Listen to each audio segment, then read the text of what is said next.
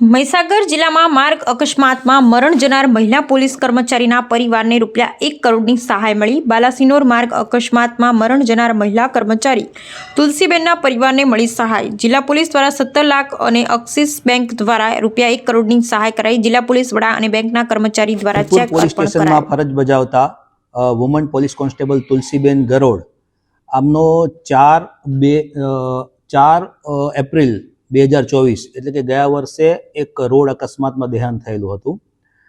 એટલે પોલીસ ખાતા તરફથી એમને જુદા જુદા હેડમાં અંદાજે 17 લાખ જેટલી સહાય આપવામાં આવી હતી. આ ઉપરાંત એમનું બેંક એકાઉન્ટ એક્સિસ બેંકમાં હતું. એક્સિસ બેંક અને ગુજરાત પોલીસનું જે ટાઈઅપ છે એ અન્વયે કોઈ પણ પોલીસ કર્મચારીનું જો એક્સિડન્ટ ડેથ થાય છે તો એમને વીમા 1 કરોડના વીમા હેઠળ કવર કરવામાં આવે છે. તો આ અંતર્ગત એમના પરિવારજનો આવ્યા હતા. એમને જેમનું નોમિનેશન કરેલું છે એવા એમના બ્રધરને 1 કરોડનો ચેક આજે એક્સિસ બેંકના અધિકારીઓ દ્વારા આજે પોલીસ અધિક્ષકની ઓફિસ મહીસાગર ખાતે એમને આપવામાં આવ્યો છે.